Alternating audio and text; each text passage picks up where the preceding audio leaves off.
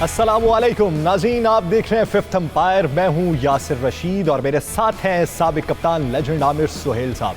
नाज़रीन, उम्मीद करते हैं कि आप T20 वर्ल्ड कप से खूब लुत्फ़अंदोज़ हो रहे होंगे। बज़ाहिर ये तासुर पाया जाता था कि जब तक फाइनल मरहले के मैचेस शुरू नहीं होते तो सुस्त रवि का शिकार होंगे ये मैचेस, और क्वालिफाइंग राउंड जो है उसमें ज़्यादा मज़ा और टाकरा देखने में नहीं आएगा। लेकिन जिस तरह के क्वालिफाइंग मैचेस चल रहे हैं और वार्म अप मैचेस बिलखुसूस जिस तरह हो रहे हैं और उस दौरान सनसनीखेज मराहिल जो देखने में आ रहे हैं वो भी काफ़ी हैरान कुन हैं और क्रिकेट शायकीन जो है उससे लुत्फ़अंदोज़ भी हो रहे हैं। तो आज हम आगाज़ करेंगे पाकिस्तान के वार्म अप मैच के हवाले से। पाकिस्तान ने पहले खेलते हुए एक अच्छा टोटल दिया, लेकिन उसको चेज़ जितनी आसानी से मुखालिफ टीम ने किया है साउथ अफ्रीका ने, और आखिरी ओवर में जिस तरह की धुलाई हुई है हमारे बॉलर की, उस पे आमिर साहब क्या राय रखते हैं? कौन सी तब्दीलियां थी जो आज करनी चाहिए थी और आज वो नहीं हुई, जिसकी वजह से ऐसी शिकस्त का सामना करना पड़ा है?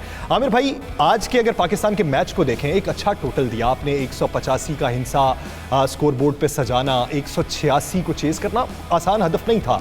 इब्तदाई तौर पे जिस तरह की विकेट्स बचाई साउथ अफ्रीका ने और जिस तरह मैच को लेके वो आगे बढ़े, आखिरी ओवर में हसन अली को 19 स्कोर चाहिए हो और 23 पड़ जाएं, तो हमारे पास क्या बॉलर्स वैसे तैयार नहीं हुए जिस तरह तैयार करने चाहिए? देखिए, हसन अली जो है, अगर आप उनकी बॉलिंग की बात करें तो जब रिवर्स स्विंग होता है तो वो तो बहुत ही ज़्यादा इफ़ेक्टिव बॉलर बन जाते हैं, और जब रिवर्स स्विंग नहीं होता और जिस लाइन के ऊपर वो बॉल करते हैं तो वो फिर थोड़ा सा बैट्समैन को जो है वो फेवर करना शुरू कर देता है। और आज अगर आप साउथ अफ्रीका की बात करें, 2 उनके ओपनर्स जल्दी आउट हो गए और उसके बाद इतना बड़ा टोटल जो उन्होंने चेज़ किया है, I think says a lot about south African team. Dangerous team है साउथ अफ्रीका की। 3 स्पिनर्स हैं इनमें। आज शमसी जो है थोड़ा सा अनफिट हुए, अब एक ओवर भी कंप्लीट ना कर सके, लेकिन ऐसी टीम है कि ये बड़ी बड़ी टीमों को तंग कर सकती है। और इनमें ऐसे प्लेयर हैं जो सिंगल हैंडेडली, जिस तरह आज फॉल्डूसन ने मैच जितवाया सिंगल हैंडेडली, बबूमा ने भी कंट्रीब्यूट किया, उनके कप्तान ने। तो मैं आपको पिछले प्रोग्राम्स में लेके चलता हूँ जहाँ पे मैं बार बार स्ट्रेस कर रहा था एक चीज़ को, ओपनर्स और आखिरी ओवर्स। ये पाकिस्तान को चीज़ें जो है दो देखनी है, जल्दी से उन्होंने डिसाइड करना है कि कौन बॉलर जो है उनके लिए कंसिस्टेंटली आखिरी ओवर करेगा। हर मैच में वो जो है वो बॉलर चेंज नहीं कर सकते, उससे नुकसान हो सकता है। कोई अंडर प्रेशर भी हो बॉलर, आप उसको लास्ट मोमेंट पे बॉल पकड़ा दें तो उसको कुट पड़ जाए तो उसका तो बिल्कुल ही मोराल और कॉन्फिडेंस नीचे चला जाएगा। सो आई थिंक वही कोशिश कर रहा है पाकिस्तान इन 2 प्रैक्टिस मैचेस में कि देखना है कि कौन से बॉलर उनके लिए सूटेबल है। आज उन्होंने मोहम्मद वसीम को भी बॉलिंग करवाई, यही चेक करने के लिए कि कौन से बॉलर जो है इन कंडीशंस में अच्छे साबित होंगे। आज हफीज़ से भी बॉलिंग नहीं करवाई, आज शुएब मलिक से भी बॉलिंग नहीं करवाई। तो इसका मतलब ये है कि वो देख रहे थे कि हमारा जो कॉम्बिनेशन है इम्पॉर्टेंट मैच में, जब हम लोग T20 के वर्ल्ड कप शुरू करेंगे तो वो क्या होगा। सो मैं ये समझता हूँ कि हार के ऊपर इतना जो है परेशान होने की ज़रूरत नहीं है। जो इम्पॉर्टेंट चीज़ वो ये है कि हमने 186 रन्स किए, जो हमारे लिए मुश्किल बैटिंग हो रही थी। बैटिंग में हम लोग रन्स नहीं बना पा रहे थे, जिसकी वजह से हम लोग मैचेस जो हैं पीछे हारते आए। लेकिन दोनों मैचेस में पाकिस्तान के बैट्समैनों ने अच्छा किया। तो लेट्स होप कि बॉलिंग भी जो है, बड़े मैचेस जब आएंगे तो बॉलर जो है वो रेडी होंगे कि ये जॉब हमने करना है और वो कप्तान को रिस्पॉन्ड करेंगे। आपने निशानदेही की थी मोहम्मद हफीज़ की परफॉर्मेंस जो है वो तसलसल उसमें देखने में नहीं आ रहा, तो आज भी तसलसल देखने में नहीं आया, उसकी वजह क्या समझते हैं? देखिए, रिफ्लेक्सेस तो स्लो होते हैं प्लेयर के, जो एज होता जाता है। तो आई थिंक फिटनेस के साथ साथ जो सबसे इम्पॉर्टेंट चीज़ है, अपने रिफ्लेक्सेस को तेज़ करना होता है। उसकी भी एक्सरसाइजेस हैं, वो अभी तक ये थ्योरी पाकिस्तान में इंट्रोड्यूस नहीं हुई। जो प्लेयर अगर उसकी उम्र बढ़ रही है और अगर आपने उसको खिलाना है तो उसके रिफ्लेक्सेस भी आपने तेज़ करवाने हैं। और वो ऑप्थोमोलॉजिस्ट किसी के पास भी आप लेके जाएँ, वो आपको एक्सरसाइजेस बताएगा कि आपने रिफ्लेक्सेस किस तरह तेज़ करने हैं। तो आप क्या समझते हैं फ़खर जमान की जो परफॉर्मेंस है, अगर हम गुज़श्ता मैचेस में देखें, आज भी देखें, 50 करके रिटायर्ड हर्ट करवाया, आगे मौका दिया, उन्होंने मज़ीद आजमाने का सोचा कि किसी और को आजमाया जाए। आज के मैच में क्या तब्दीली करनी चाहिए थी? हैदर अली को खिलाना चाहिए था? आई थिंक बैटिंग तो सॉर्ट आउट। अब आप शुएब मलिक को लेके जा रहे हैं लास्ट मोमेंट के ऊपर, अगर आप उनको इन कर रहे हैं तो फिर आप मुझे ये बताएं कि आप उनको क्या जवाब बनता उनको बाहर बिठाने का। सो आपने एक्सपीरियंस को यूज़ डेफिनेटली करना है। शोएब मलिक आपको बॉल भी करके दे सकते हैं, आज उन्होंने स्कोर किया, आज टीम को सहारा उन्होंने सहारा दिया। So basically Haider Ali I think form में है, उनको किसी टाइम पे भी इंट्रोड्यूस करा सकते हैं। मेरा ख्याल है इस मैच में जो एम्फेसिस था पाकिस्तान टीम का, वो अपना बॉलिंग कॉम्बिनेशन जो परफेक्ट है उसको ढूंढने की कोशिश कर रहे थे। और आप देखें, अगर आप बॉलर्स जो यूज़ हुए हैं, इमाद वसीम 3 ओवर किए, चौथा ओवर भी कर सकते थे, इकोनॉमिकल थे, आउट भी किए हुए थे, नहीं उन्होंने किया। जो ये चीज़ बता रही है, वो देख रहे थे कि हारिस रऊफ़ और मोहम्मद वसीम और शादाब खान ये किस तरह रिएक्ट करते हैं, और इन तीनों में से हम लोगों ने शादाब के साथ तो जाएंगे। मेरा ख्याल है कि फास्ट बॉलर्स में देख रहे हैं कि वो या वसीम को प्रेफर करना चाहिए या हारिस रऊफ़ को करना चाहिए। अब हमारा पहला मैच, अगर अगले मरहले का पहला मैच ले लें, एक तरफ इंडिया की परफॉर्मेंस आज आपने देखी, जिस तरह उन्होंने मैच खेला और बेहतरीन पूरी टीम का कॉम्बिनेशन देखने में आया। अगर हम यही कॉम्बिनेशन रखते हैं जो आज हमने आजमाया, तो इसका इम्पैक्ट क्या देखने में आया? देखिए, मैं ये इंडिया का जो मैच है, चूँकि वो यहाँ पे क्रिकेट खेलते हुए अभी इनका IPL हुआ है, उनको पता है कि विकेट्स किस तरह बिहेव कर रही है। ऑल्दो ये मेन उनके सेंटर्स नहीं है जहाँ पे उन्होंने मैचेस खेले, लेकिन उनको आइडिया है कि जितनी गर्मी यहाँ पे पड़ रही है और विकेट्स में इतनी ज़्यादा पिचेस में जान नहीं है, तो वो जो करने की कोशिश कर रहे हैं कि वो बड़ी मैयट क्रिकेट खेल रहे हैं। आप देखें, Rohit Sharma is an attacking batsman. आज उन्होंने जो अपना 30 किया हुआ था, उन्होंने मेरा ख्याल है 30 गेंदों में किया हुआ था जी, ठीक है। ये अच्छा नहीं था। ये एक चीज़ बता रहा है कि जो टॉप ऑर्डर बैट्समैन है उसको टाइम लेना है अपना। अगर वो जाते ये सोचेगा कि मैंने चौके और छक्के मारने हैं, वो इस एक दो मैचेस में हो जाएगा, लेकिन कंसिस्टेंटली नहीं होगा। आप देखें, आज जो कुसाल पेरेरा है, उन्होंने पहले गेंद के ऊपर, खींचे हुए गेंद के ऊपर ड्राइव मारने की कोशिश की, पहले गेंद पे आउट हो गए, 3 आउट हो गए श्रीलंका के, और उन्होंने रिकवर किया उसके बाद हसारंगा के ज़रिए, उसने बड़ी अच्छी बैटिंग की। लेकिन टॉप ऑर्डर बैट्समैन को अभी से इन सारे मैचेस जो क्वालिफाइंग राउंड हुआ है, उसके बाद जो प्रैक्टिस मैचेस हो रहे हैं, इससे सीखना है कि भाई ये T20 फॉर्मेट है, ठीक है, T20 फॉर्मेट है। अगर हम लोग बग़ैर विकेट खोए, अगर हम 36 से 45 रन कर लेते हैं, तो ऑपोजिशन जो है अंडर प्रेशर होगी। आप पावर प्ले में आपने विकेटें नहीं देनी। 10 ओवर में अगर आप 80 रन, 70-80 रन करते हैं 1-2 विकेटों के नुकसान के ऊपर, जिस तरह आज साउथ अफ्रीका ने किया है, तो आपका बहुत बड़ा चांस है कि आप एक विनिंग टोटल जो है वो बोर्ड के ऊपर लगा सकते हैं। क्या समझते हैं, अगर स्टार्ट के मैचेस देखें तो विनिंग टोटल अगर हम स्कोर बोर्ड पे देखें तो वो 120, 130 और 140 था, लेकिन अगर हम 2 दिनों में देखें तो 150, 170, 185, 188 तक गया। लेकिन ये मेन सेंटर्स नहीं है। अबू धाबी की, मैंने पहले ही आपको कहा था, अबू धाबी स्टेडियम में कुछ पिचेस ऐसी हैं जिनके ऊपर बॉल जो है वो स्लाइड करता है, बल्ले के ऊपर आता है। आज गेंद फंसा ज़रूर है अबू धाबी की पिच के ऊपर, लेकिन बैट्समैनों को मौका भी दिया है। आप देखें, इतना आउटराइट टर्न नहीं हुआ बॉल, एक आधा गेंद टर्न हुआ है, लेकिन बल्ले के ऊपर गेंद आ रहा था। सो अबू धाबी में एक ऐसा सेंटर है, दुबई में भी आपको एक आधी पिच मिलेगी जहाँ पे बल्ले के ऊपर गेंद आएगा, लेकिन मोस्टली पिचेस जो हैं वो इसी तरह की होंगी, थोड़ी सी बेजान, जिसके ऊपर रन्स करने के लिए आपको थोड़ा सा अपने आप को टाइम देना पड़ेगा। और मैंने एक चीज़ पहले भी पिछले प्रोग्राम्स में कही थी कि इनसाइड एज बोल्ड आप देख रहे हैं कि नए बॉल के ऊपर काफ़ी बैट्समैन हो रहे हैं। सही, जैसे आप बॉडी के अवे खेलने की कोशिश कर रहे हैं, इनसाइड एज जो है स्टंप्स पे जा रहा है, उसका मतलब यह है कि विकेट जो है गेंद को पकड़ रही है, वो छोड़ नहीं रही। तो आमिर भाई, क्या समझते हैं आप, उम्मीद करते थे कि क्वालिफाइंग राउंड के अंदर इस तरह की डू और डाई सिचुएशन हो जाएगी हर टीम के लिए? आप बांग्लादेश को देख लें, ओमान को देख लें, श्रीलंका को देख लें, स्कॉटलैंड को देख लें, जिस तरह की अब एक मैचेस जीते, एक हारे हुए, अब वो डू और डाई वाली सिचुएशन ऐसी है कि वो अगले मरहले में शायद आवाम को उतना मज़ा ना आए, वो इस मरहले में आना शुरू हो। देखिए, आपको याद होगा जब हम पहले दिन ओमान के प्लेयरों से बात कर रहे थे, और एक चीज़ को मैंने बार बार स्ट्रेस किया था कि ओमान की टीम तंग करेगी। ये जो एसोसिएट मेंबर्स हैं, इन्होंने भी काफ़ी ज़्यादा इन्वेस्ट किया हुआ प्लेयर्स के ऊपर, और इनका जो हार्ड वर्क है वो पे होना शुरू हुआ है। अभी तक उस लेवल पे नहीं आए। जब ये टीमें तब उस लेवल पे आएंगी जब इनके पास फुल टाइम क्रिकेटर्स होंगे। आप उनको सैलरीज अच्छी देंगे और उसके बाद उनको ये कहेंगे कि आपका जॉब ये है कि आपने क्रिकेट खेलनी है। मुझे ब्रेक पे जाना है। ब्रेक से पहले श्रीलंका और आयरलैंड के हवाले से आज आप क्या राय रखते हैं? श्रीलंका की परफॉर्मेंस कैसी रही और आगे श्रीलंका के लिए तो बेटर होप है, आयरलैंड के लिए क्या देख? देखिए, आयरलैंड का कॉन्फिडेंस जो डेंट हुआ है इसमें कोई शक नहीं है। 100 के ऊपर आउट हो गए, कोई फाइट उन्होंने दी, शुरू में 3 आउट कर लिए। वहाँ से मैं समझता हूँ कि उनके कप्तान ने बहुत बड़ी मिस्टेक की कि जिस बॉलर ने आउट किए हुए थे उसको चेंज कर दिया और एक जो 7वें नंबर या 8वें नंबर का बैट्समैन था हसारंगा, उसको प्रमोट की इसीलिए किया कि जाके वो अटैक करे और जो विकेटें गंवा दी और मोमेंटम नहीं मिल रहा वो मोमेंटम दे।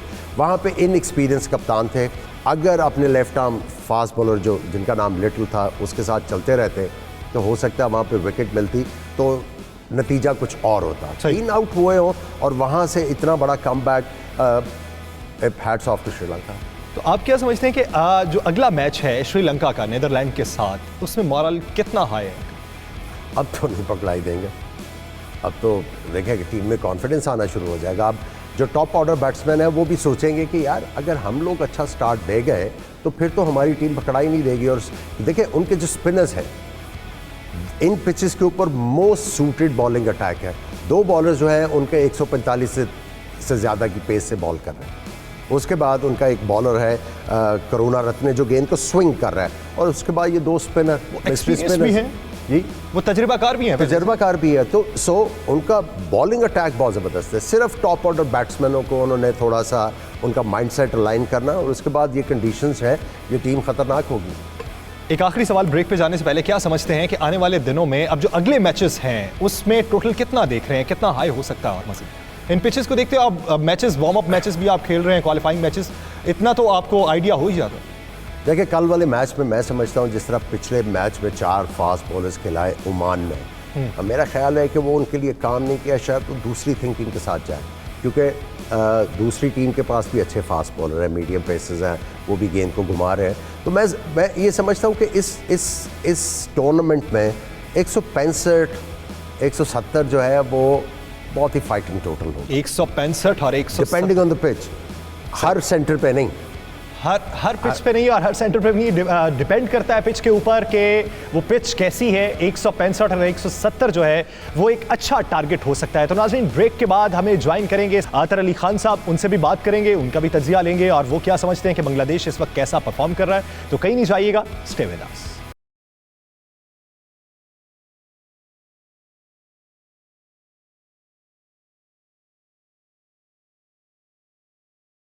वेलकम बैक नाज़रीन। प्रोग्राम के इस हिस्से में हम बात करेंगे आने वाले दिन में कितने बड़े मैचेस होने जा रहे हैं, किस टीम के लिए डू और डाई की सिचुएशन हो सकती है। अगर हम देखें बांग्लादेश तो उसने भी अपना एक मैच जीता है, एक मैच हारा है। ओमान की टीम को भी अगर हम देखें तो वो भी एक मैच जीती है और एक मैच हारी है। स्कॉटलैंड का भी तनाजुर यही है। तो अब अगले मैचेस में इन टीम्स की परफॉर्मेंस किस हद तक बेहतर हो और कितनी तब्दील हो, इस बारे में हम बात करेंगे। तो आज के इस प्रोग्राम में हमें ज्वाइन किया है बांग्लादेश से अतर अली खान साहब।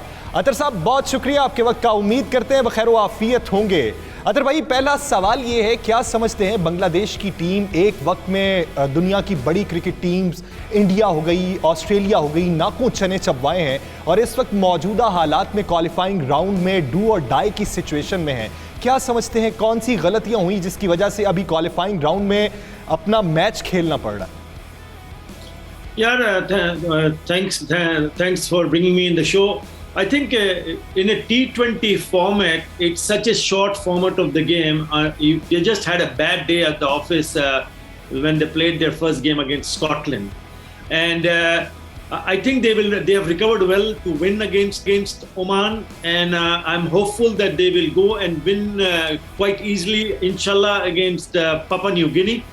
But yes, the batting has been a disappointment for Bangladesh. It's a major concern for us.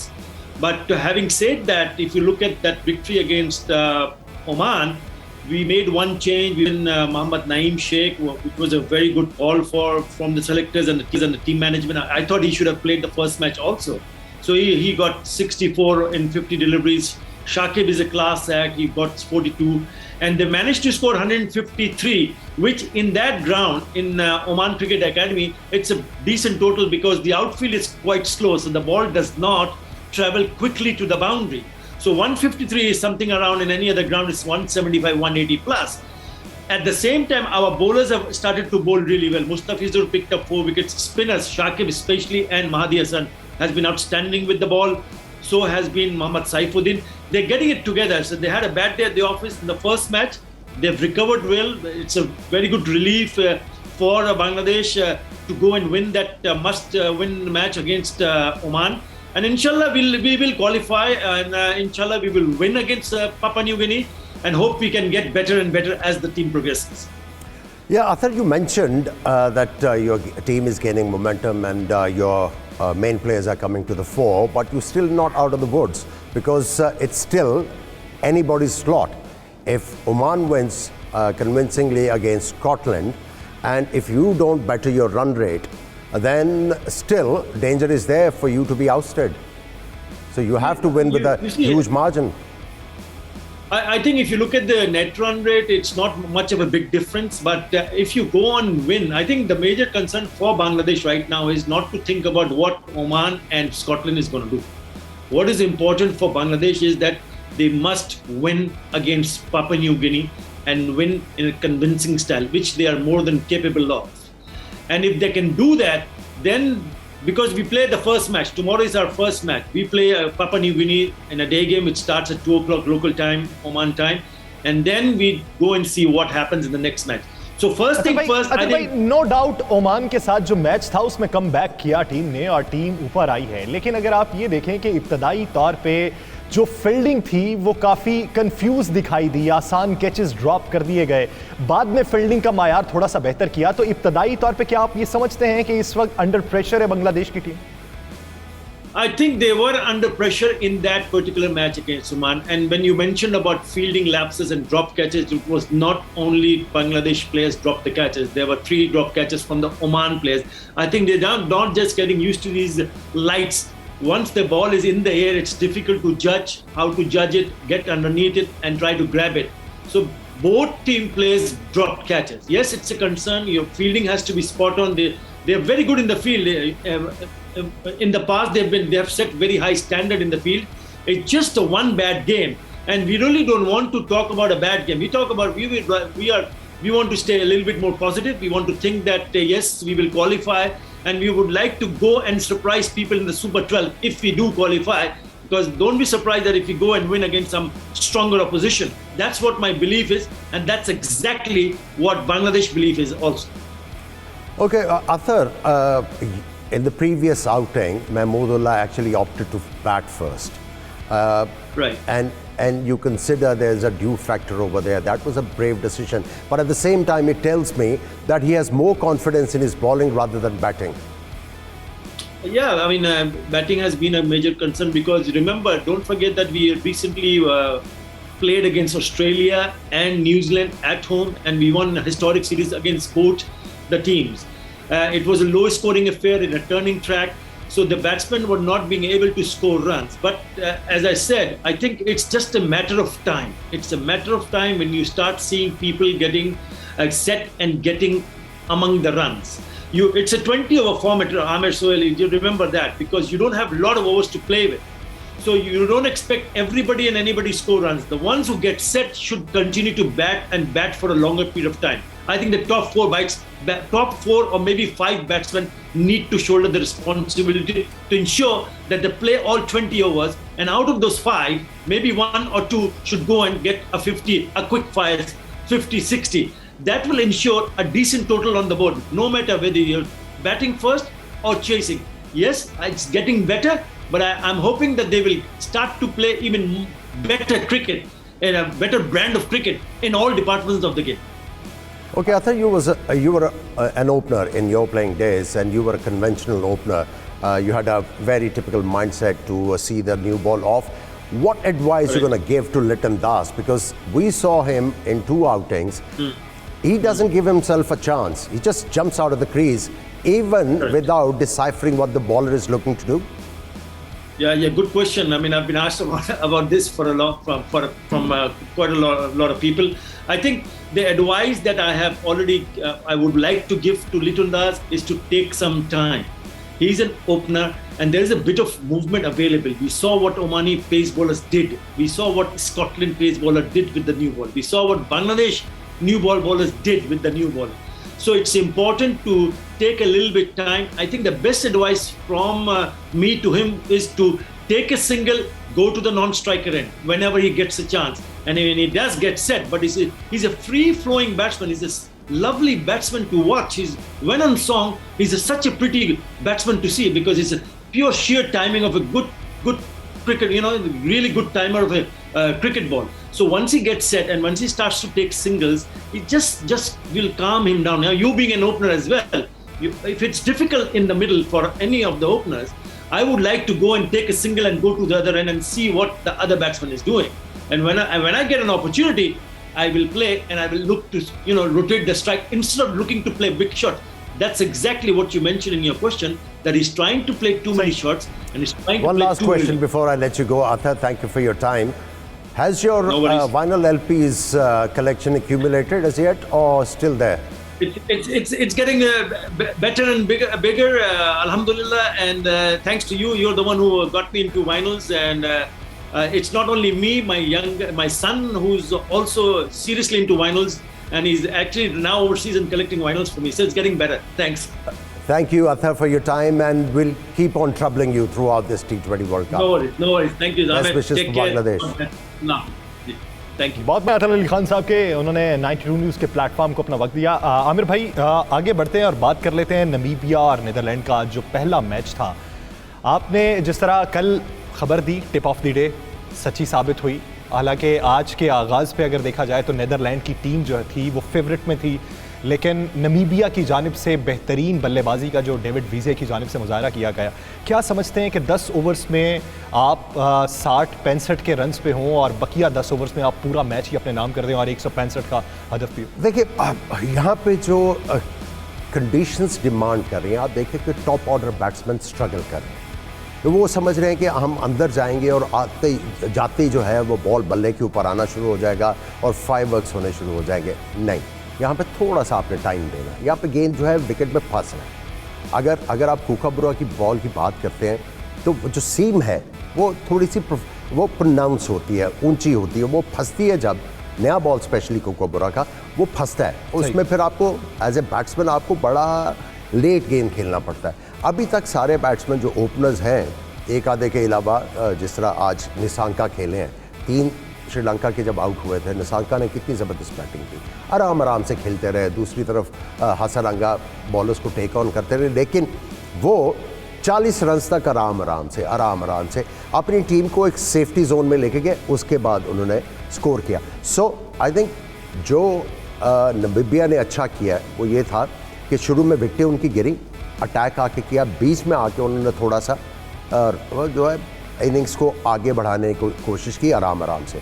और उसके बाद उनको पता था डेविड वीज़े एक ऐसा बैट्समैन है कि जो आज तो वन मैन शो लगा है नमीबिया की तरफ से। उनके साथ कैप्टन भी बहुत अच्छा 19 ओवर्स में आप हदफ पूरा कर लें और ये भी एक अच्छी बात है नमीबिया के लिए। खुशाइंद और बड़ी बात ये थी कि पहली बार वर्ल्ड कप में शिरकत कर रही है और नीदरलैंड को शिकस्त दे दी। आमिर भाई, डेविड वीज़े के फ़ैन तो पाकिस्तान में भी मौजूद हैं, पीएसएल में जिस तरह उन्होंने परफॉर्म किया, तो आज के मैच को लेके आप क्या समझते हैं कि डेविड वीज़े के ही सर पे क्या नमीबिया आगे बढ़ने का आज़म रखती है या फिर कुली तौर पे कोई और भी आपको? देखिए, आज उनके ओपनर्स ने बड़ी ज़बरदस्त बैटिंग की है। कुछ ऐसी उन्होंने शॉटें मारी हैं कि उन्होंने हैरान किया है। जिस तरह मैं कल कह रहा था, टेक्निकली ये उधर हैं, इनको थोड़ा सा और एक्सपोजर चाहिए, बॉलिंग थोड़ी सी तगड़ी इनकी हो जाए तो ये टीम ख़तरनाक है और आगे भी ख़तरनाक हो सकती है। आयरलैंड को भी ये शायद प्रॉब्लम में ले आए।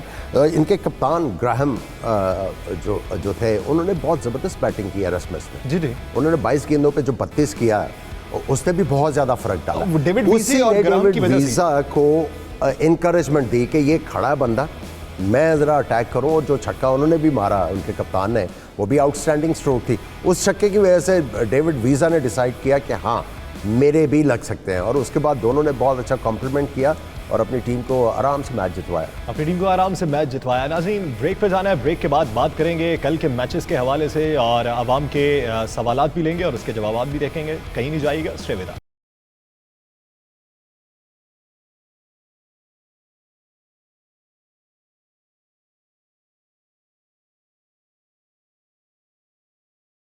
वेलकम बैक नाज़रीन। कल के मैचेस पे बात करेंगे। क्वालिफाइंग मैच जो है कल का पहला मैच बांग्लादेश और पीएनजी के दरमियान होगा, तो वो मैच किस हद तक सनसनीखेज हो सकता है, उस मैच में क्या तब्दीलियां मुतवक्के हो सकती हैं, तो आमिर भाई की जाने पड़ते हैं। आमिर भाई, पीएनजी के लिए तो काम आउट हो चुका है, लेकिन अब डू और डाई तो है बांग्लादेश के लिए। तो वो मुहावरा जो है कि हम तो डूबे हैं सनम, तुमको भी ले डूबेंगे, तो पीएनजी की तरफ से ऐसी परफॉर्मेंस देख रहे हैं? देखिए, टूर्नामेंट पे कोई ना कोई ऐसी टीम ज़रूर होती है जो स्पॉइल करती है किसी की पार्टी। तो पीएनजी ने पिछले मैच में कदरे बेहतर परफॉर्मेंस दी है। ऑल्दो मैच तो हार गए, लेकिन परफॉर्मेंस लग रहा है कि वो थोड़ा थोड़ा उनमें कॉन्फिडेंस आ रहा है इस स्टेज के ऊपर परफॉर्म करने का। तो ये ना हो कि बांग्लादेश को थोड़ा सा वो मुश्किल में डाल दें, क्योंकि बांग्लादेश ने देखे रन रेट इम्प्रूव भी करना है अपना। वो अगर उन्होंने रन रेट इम्प्रूव करना है और इस जो ग्रुप में नंबर 1 होना है, तो फिर उनको बड़े मार्जिन से हराना पड़ेगा। अगर वो डरते डरते खेले तो मेरा ख्याल है उनके लिए मुश्किल हो जाएगी, क्योंकि अगर स्कॉटलैंड जस्ट इन केस अगर ओमान जीत भी जाता है और स्कॉटलैंड जो है बड़े छोटे मार्जिन से हारता है, तो फिर उनका भी रन रेट जो है वो बेहतर ही रहेगा। सही, उनका रन रेट इतना ज़्यादा खराब अतर भाई बात कर रहे थे कि स्टार्ट पे अगर बैटिंग ये पहले करें, और अगर पहले तो टॉस पे डिपेंड करता है, टॉस जीत के अगर बैटिंग का फैसला करें तो बेहतर होगा। देखिए, ऑब्वियसली उनके लिए काम किया, क्योंकि हमारे यहाँ आप ये देखें ना, जैसे पाकिस्तान का मैच हुआ वो भी चेस हो गया। हमारे यहाँ जितना बड़ा आप टोटल बना भी लें, वो चेस करने में अभी आसानी देखने में आ रही है। एक आध मैच देखिए, रात में थोड़ी सी ऑस की वजह से थोड़ा बॉलर्स को प्रॉब्लम हो रहा है, और इसलिए मैं बार बार कह रहा था कि आपको थोड़े से गीले बॉल करके उसके साथ प्रैक्टिस करनी है। और मैं बार बार एक ही चीज़ का जिक्र कर रहा था, मैं दोबारा पहले भी ये बात की है, दोबारा कह रहा हूँ, आपने ढूंढना है किस बॉलर को हम लोगों ने आखिर में बॉल करवाना है। ये पिछले 3 दिन से मैं कह रहा हूँ। 2 पॉइंट्स जो है मैं वो स्ट्रेस कर रहा हूँ, ओपनर्स कि किस तरह खेलना है और आखिरी ओवर किन से करवाने हैं आपने, क्योंकि पहले 6 ओवर तो सॉर्टेड आउट है।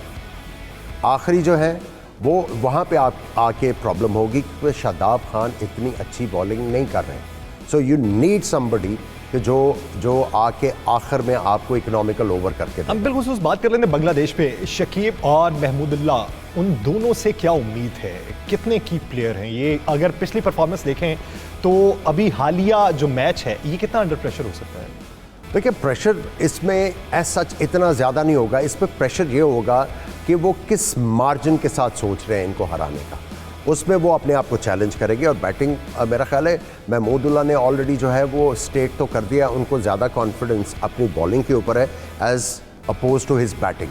सो आई थिंक वो टॉस जीत के बैटिंग ही करने की कोशिश करेंगे, और इतने कोई ज़बरदस्त बॉलर भी नहीं है। अगर आप पीएनजी की बात करें, 1-2 स्पिनर अच्छे हैं, डिसेंट फास्ट बॉलर्स हैं। ये नहीं है कि आपको रात को नींद ना आए ऐसे बॉलर्स के ख़िलाफ़। तो आई थिंक बांग्लादेश जो है वो कल आके अच्छी क्रिकेट खेलनी उनको चाहिए। चलें, ओमान और स्कॉटलैंड के हवाले से अगर हम देखें तो दोनों एक मैचेस तो जीते हुए हैं, एक हारे भी हुए हैं। अब उन दोनों के लिए डू और डाई वाली सिचुएशन तो है, लेकिन स्कॉटलैंड के मुकाबले में ओमान की टीम आपको कितनी स्ट्रांग लगती है?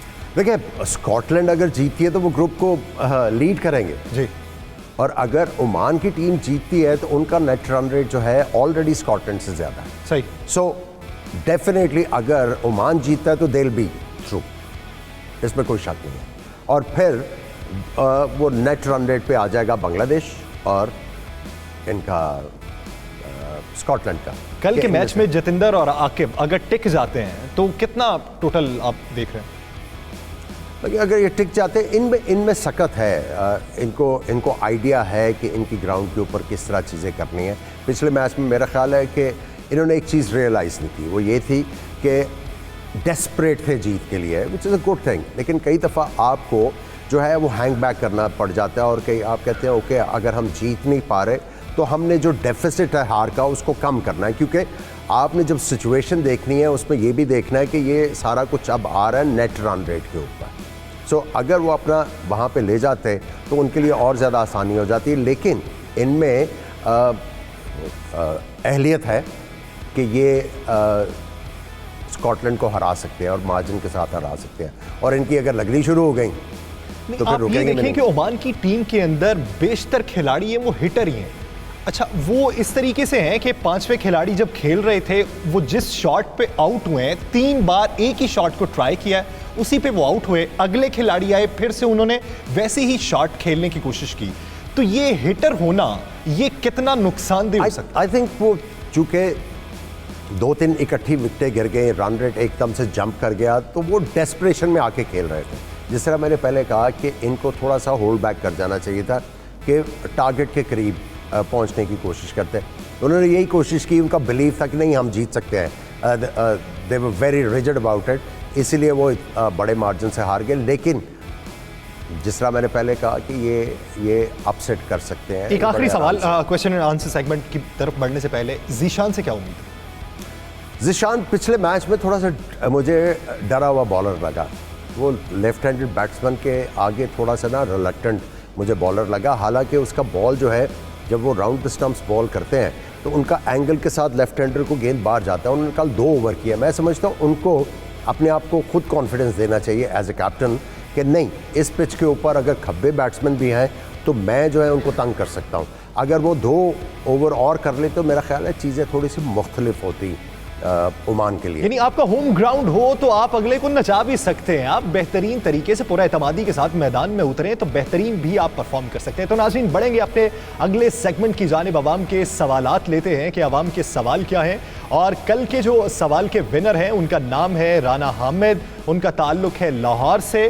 तो आमिर भाई की तरफ से गेंद पर सिग्नेचर स्वीनियर उनके लिए यहाँ पर मौजूद है। तो तमाम नाजरीन के लिए एक अपॉर्चुनिटी है कि आप सवाल बेहतरीन बताइए, वीडियो बनाइए, हमें व्हाट्सएप कर दीजिए, हम आपका सवाल अपने प्रोग्राम में चलाएंगे।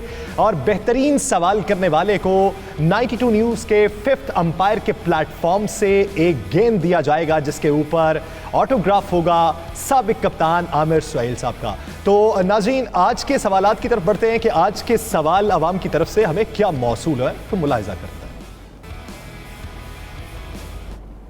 सवाल है कि आमिर सोहेल साहब, फ़खर जमान जो एज आ ओपनर प्लेयर है तो उसको ओपनर क्यों नहीं खिलाया जा रहा? नंबर 2, मोहम्मद आसिफ है, वो ऑडिटर है, वो अच्छी बैटिंग भी करता है, उसको T20 में ऊपर वाले नंबर पे खिलाना चाहिए। मेरा ये सवाल है कि मोहम्मद आमिर को वर्ल्ड कप में क्यों नहीं खिलाया गया, हालांकि वो बहुत अच्छे बॉलर थे। सर आप बताएं क्यों नहीं खिलाया गया? इस वर्ल्ड कप में हमारे पास एक्सपीरियंस बॉलर्स नहीं है, जैसा कि वहाब रियाज हो गया, इसी तरीके से और भी एक्सपीरियंस बॉलर होने चाहिए। इस पर कोई असर वगैरह पड़ेगा कि नहीं? क्यों हम अपने टीम पे इस तरह एतबार नहीं कर सकते कि वो मतलब मुस्तकिल खेले? जब भी हम देखते हैं तो मतलब बाई चांस गेम होते हैं पाकिस्तान टीम का। 15-16 साल पहले फील्डिंग थी, अब तो उससे भी बदतर हो गई है, दिन ब दिन ख़राब हो रहे। और टीमों को हम देखते तो हमारी टीम की फील्डिंग की हमें बड़ी अफसोस होती है। मैं आमिर सोहेल साहब से पूछता हूँ कि क्या करेंगे आप इस फील्डिंग को बेहतर करने के? आज के सवाल कुछ दिलचस्प लगते हैं। पहली बात ये फ़खर जमान के हवाले से सवाल है कि फ़खर जमान को ओपनर क्यों नहीं खिलाया जा रहा, 1 डाउन या उसके बाद क्यों खिलाया जा रहा? आई थिंक ये काफ़ी अरसे से इन्होंने एक्सपेरिमेंट किया हुआ था, जिसके ऊपर मैं अग्री नहीं करता।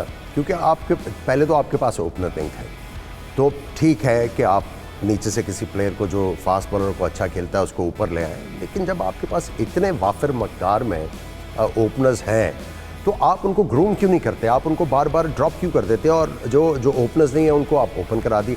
अब ये चूँकि पीछे से करते आ रहे हैं, ये काफ़ी अरसे से इनको ओपन, तो इन्हीं के साथ स्टिक करना पड़ेगा। लेकिन मैं ये समझ रहा हूँ जिस तरह फॉर्म दिखा रहे हैं फ़खर जमान अपने पिछले 2 जो मैचेस खेले हैं पाकिस्तान ने, प्रैक्टिस मैचेस, दोनों में उन्होंने स्कोर किया और बड़ी ऑथेंटिक बैटिंग की और बड़ी डोमिनेटिंग बैटिंग की।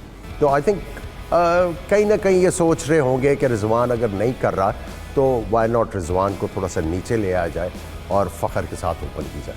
सही। आप एक सवाल मोहम्मद आमिर के हवाले से वो मुसलसल आता जा रहा है, उससे आगे बढ़ जाते हैं। बात ये कर रहे हैं कि पाकिस्तानी टीम पे रिलाय बहुत कम किया जाता है, हमें यहाँ पे ये बताया जाता है कि ये तुक्के से जीत गए या आज इनका दिन था। मुस्तकिल मिजाजी क्यों नहीं टीम? देखिए, मुस्तकिल मिजाजी हर चीज़ में आएगी तो टीम में भी मुस्तकिल मिजाजी आएगी ना। जब आप इन एंड आउट प्लेयर को करते रहेंगे विदाउट एनी राइम और रीज़न, अगर आप उसका एक्सपीरियंस इस्तेमाल नहीं करना चाहते हैं ज़ाती अना के ऊपर, तो फिर तो ख़राबियाँ रहेंगी। लेकिन मैं ये समझता हूँ, मैं इसीलिए फिर उसी पॉइंट पे आ रहा हूँ कि इसी वजह से मैं ये कह रहा था कि आपने अभी से डिसाइड करना है कि आपके आखिरी ओवर कौन करेंगे। मोहम्मद आमिर स्लोअर वन करके, स्लोअर बाउंसर करके आखिरी ओवर्स काफ़ी अच्छे निकाल जाते थे और इकनॉमिकल करते थे। सो अब आपको कोई ढूंढना है। अगर रिवर्स स्विंग ना हुआ इन पिचेस के ऊपर हसन अली का, तो फिर आपको मुश्किल पड़ सकती है। एक सवाल ये कि आज से 16 साल पहले हमारी फील्डिंग जैसी थी, 16 साल बाद वैसी नहीं।